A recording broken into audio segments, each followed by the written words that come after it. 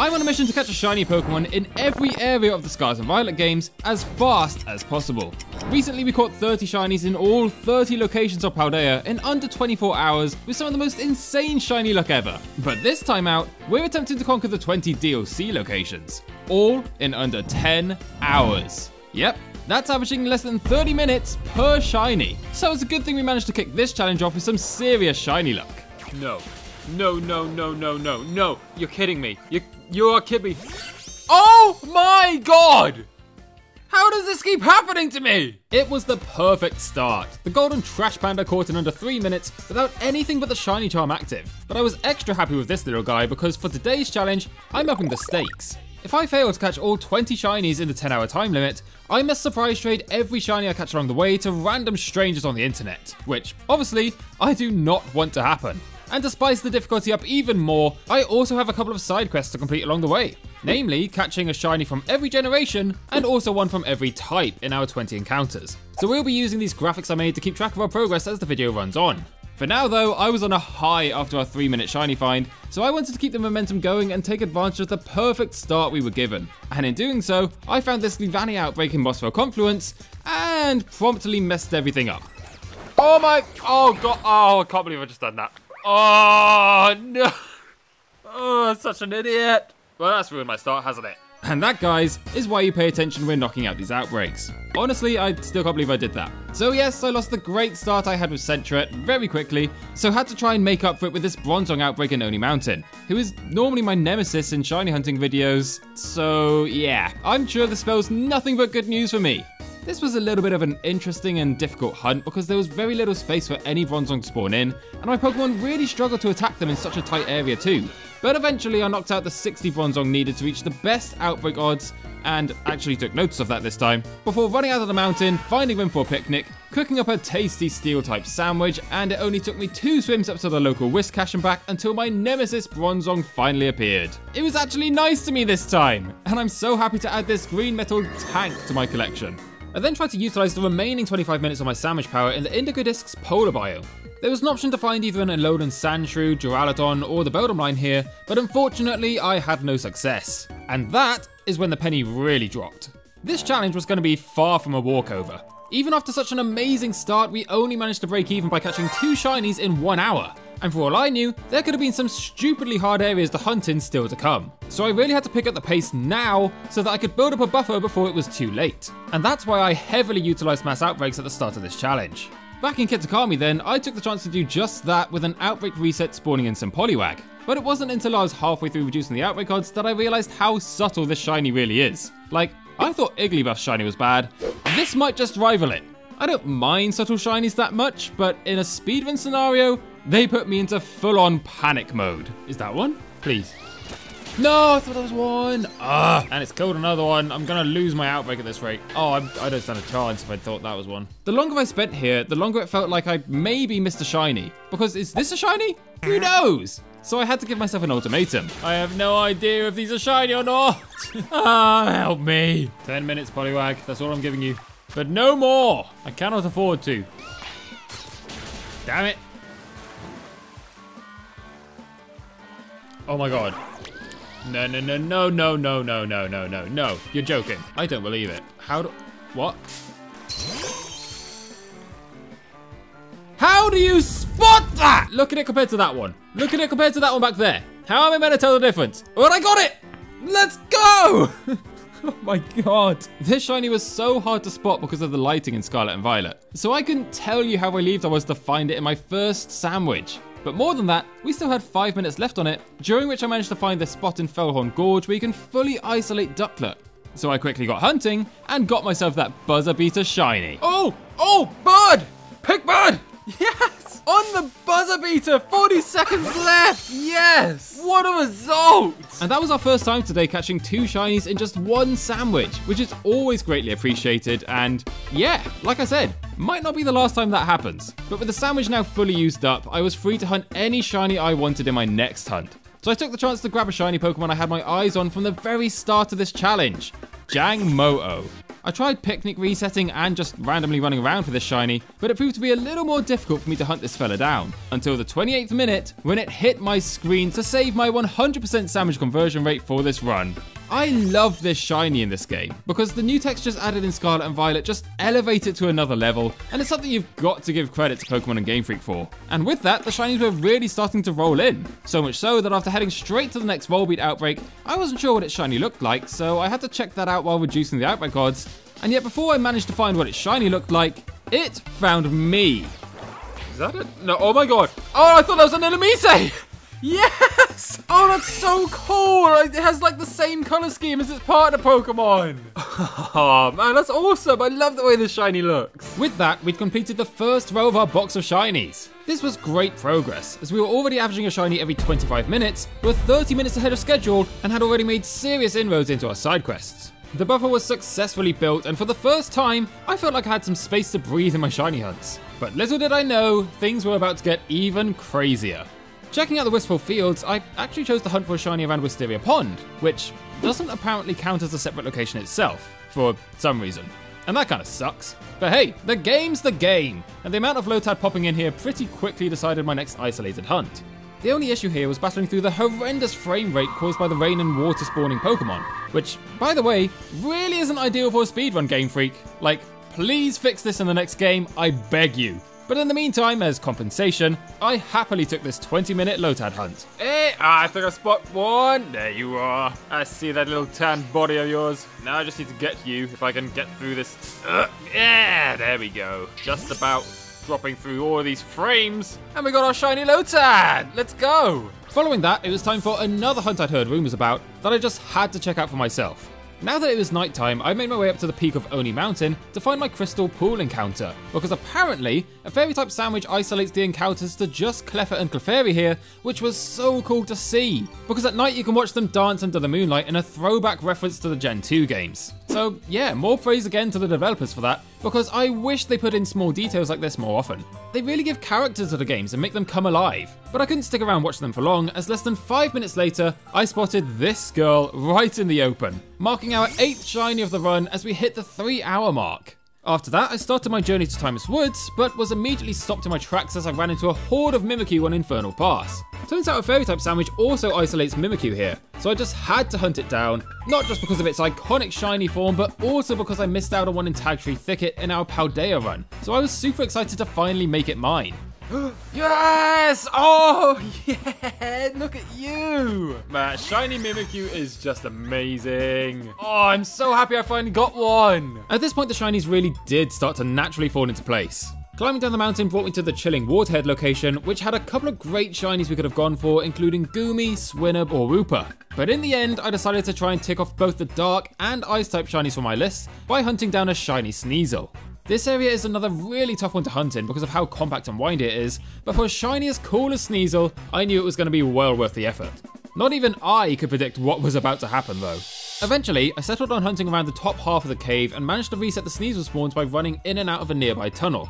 And as it turned out, this ended up giving me the luckiest moment of my run so far. Oh, yes, there it is! Yeah, that one sticks out. Go on, save game. Damn it, I've been hit. The other one's running away. He's running into me. Ah, you've gone. Where have you gone? You're up the hill. Okay. Oh my god, no, you're down. There's two! There's two on the screen! What? Oh my god, that's never happened to me. What do I do? What do I do? Get out of the battle! Let me out! Have I lost one? There's one. There's one at the bottom. Okay, got you. Where's the other? There's the other one. They're both here. They're both still here. Yes, save the game. Oh my god, go away. Why does everyone keep running into me? You're not the shiny. Ah, oh, this is a joke. I can't handle this. I'm under pressure here. Can you please leave me alone unless you're pink? Oh, not another one. Don't you dare. Stay away from me. Stay away. Right, okay. Jump. Get in the pink one. They're both still here. Yes! Right, I've got to catch you quickly. I need to catch you before the other one runs away. Otherwise I've done what I'm doing. No. Yes, okay, critical capture. Stay in the ball. Where is the other one? Is it still here? It's still there. It's up the top. Go away. Get off the screen. I need to get the other one. Come on. Yes. Oh, we got two. Two shiny Sneasel. And one's a male and one's a female. I've got both. Oh, I'm so happy right now. That was unreal. 2 shinies at the same time. I don't think that's ever happened to me before. Like, I've had some shinies spawning back to back, but I've never had 2 hit my screen at the same time. And that also signaled the halfway mark of the challenge. 10 Pokemon caught, 4 hours gone. Yep, we were somehow a whole hour ahead of schedule now. Even our type and generation challenges were going brilliantly, so now all I had to do was keep this up and avoid any mistakes or mulligans along the way. What? Hey, what? Hey, stop looking at me like that. To continue my good progress on the typing challenge, I finally arrived in the Timeless Woods and decided this would be a good location to pick up a Fire-type shiny. My original intention was to hunt down Litwick because I thought I could isolate it, but after making the Fire-type sandwich, turns out a whole bunch of Vulpix spawned in instead. I wasn't going to complain about that though, as Vulpix is still such a cool Pokemon, but either way, in the end I got the shiny I wanted, because it turns out Litwick can be isolated, just so long as you come here at night. This is something I noticed a lot more in the DLCs, where isolated encounters have way more variation in the day and night cycles of different areas. But that isn't a bad thing, in fact I like it, because it opens up even more fun shiny hunts you can do, just like we got here with one of my favourite evolution lines to come out of Gen 5. Now, only 3 more locations remained in Kitakami. Oni's-Moor, Kitakami Road, and the Kitakami Wilds. Starting on the mountain, I picked up my first electric type and Gen 8 Pokemon by catching everyone's favourite Pikachu clone, Morpeko. This can be fully isolated using an electric type sandwich and only took me 15 minutes to run into. And to be honest, it kinda took me off guard. Oh! Oh, look at your butt! I spotted it from his butt. I spotted it from his behind. I'm sorry, I'm not looking. I promise I'm not looking. Look at you! Oh, that's such an awesome shiny. Now just stay in the ball and I'll give you some privacy, I promise. I won't look at your butt again. Oh god, what have I done? With half of the sandwich left, I quickly hopped on a plane to the Indigo Disk to see if I could utilize it to hunt down an Alolan Geodude. But not for the first time this Nuzlocke, I miserably failed in the new area. Yeah, hopefully this wasn't a sign of things to come. So back in Kitakami, I tried catching a different type of Geodude by using a rock type sandwich in this cave on Kitakami Road. But I quickly abandoned that hunt too, because only around 4 Geodudes spawned in at a time. Sorry Geodude. So my attention shifted to the Kitakami Wilds, which was a bizarre area to hunt in because, well, it was empty.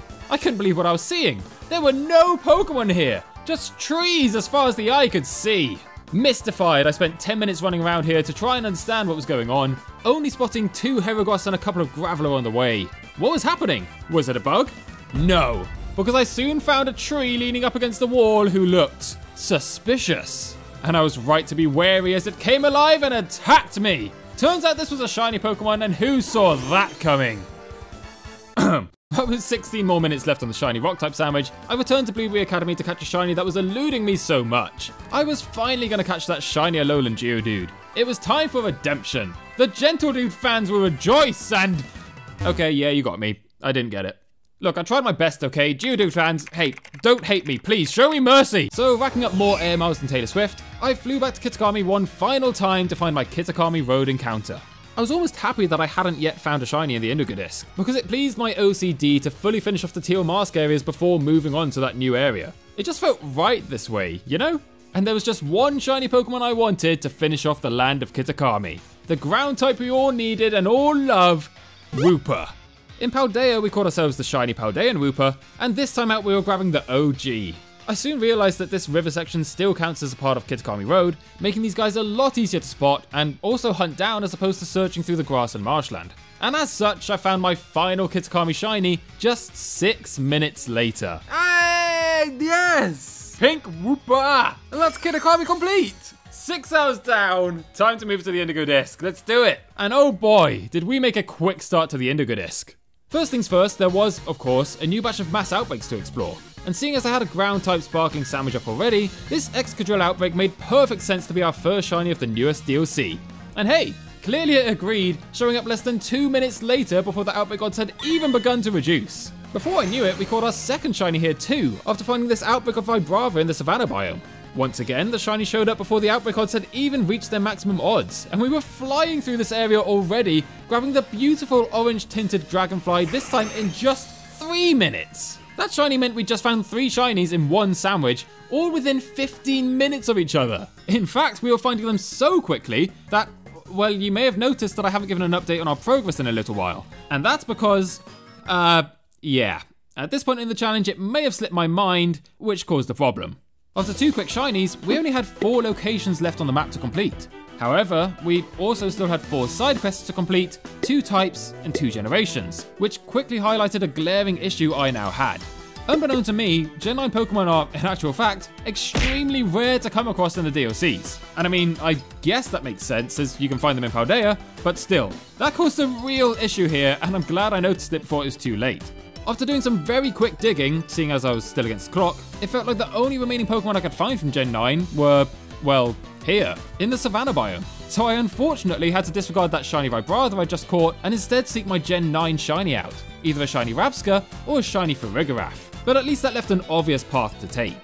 Throwing up a Psychic type sandwich, I reset the outbreaks until I was presented with the chance to hunt down one of these 2 Pokemon. And soon enough, Farigiraf was the chosen target. And after all of that, it really didn't keep me waiting any longer. Oh, that's cute. Look at him. Slept under the tree like, oh. Well, we found him. Fancy seeing you here. How's the weather up there? Couldn't miss you, could I? Wow, you're a big one. So we got it! Our Gen 9 encounter could be put behind us, and now I could safely say we were back on track. 4 Pokemon remaining, 3 more side quests to complete. Now, it was simply a race against the clock. So let's see what we can do. With the rest of my Psychic type Sparking Sandwich, the coastal biome next door presented the perfect opportunity to catch my Gen 6 encounter. The beach section here is home to Inkay, Esper, and Meowstic, giving me peace of mind that I would eventually run into a shiny from the final generation I needed. And what a shiny it was, because I didn't realise just how cool the shinies were from the Meowstic line. Both the male and female forms are given this gold and white colour palette, and I ended up finding and catching the female form. But seriously?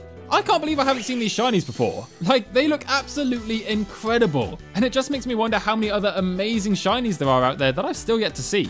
And with the Gen 6 shiny caught, I could now focus on the types and types alone. With a poison and fighting type needed, the polar biome seemed like a perfect remaining area to grab my poison type by catching a Hisuian Quillfish. Again, this shiny is absolutely beautiful, and isolating the water encounters with a poison type sandwich brought it my way in just 3 more minutes. Oh, we got him already! This is going so well! Hisuian Quillfish! Oh, that's another really cool shiny too! Look at him! Man, I love that colour scheme. Oh my god, I'm losing frames though. How slow can this game run? Yes, we got him. Oh boy. Can't wait to get out of this biome. The end was in sight, and only a fighting type shiny remained to complete our side quests too. But I had planned for this, leaving my canyon biome encounter open to hunt down either a shiny Scrafty or Scraggy. It took me a little while to find a good spot until I eventually found this little mountainous area in the north, which I could fly back and forth to easily reset the spawns. And once I found it, my luck held strong. 6 minutes this time to find a slightly more tanned version of Scraggy, and that was it. Every generation found, every type found, and now just 1 location left. And as you can see, we still had 2.5 hours left to do it in. I was already celebrating. Enough of the tension building, you guys already know I found my mark in the Torchlit Labyrinth, and while hunting down the final pink Mudkip, I realised that today we averaged a shiny every 23 minutes. So of course once I found my final shiny, I had to mark this occasion in a special way. Oh, we got him! I can't believe you showed up here! I was expecting you to show up with the other lot over there, not on your own up here by this random NPC. Oh, let's go! Right, I know what I'm doing. Grab that Master Ball out. You're getting in the ball. We're ending this as quickly as we can. Oh, get ready. Get ready to stop the clock. 7 hours and 38 minutes. And we've got a shiny from every DLC area. Let's go! Woo! Man, what a run. I still can't believe we did that so quickly. Next time, I guess I'll have to do this without sparkling sandwich powers because, wow, my sandwich luck is too good. But if you enjoyed this video, check out some of the other shiny hunts I've been doing here. And yes, please drop your nickname suggestions for these guys in the comments because, of course, I didn't have a chance to nickname them during the speedrun itself. Thank you again so much for watching. Honestly, this mini-series has been so much fun to do, so I'm glad you're all enjoying it. And yeah, I'll see you again very soon in the next one.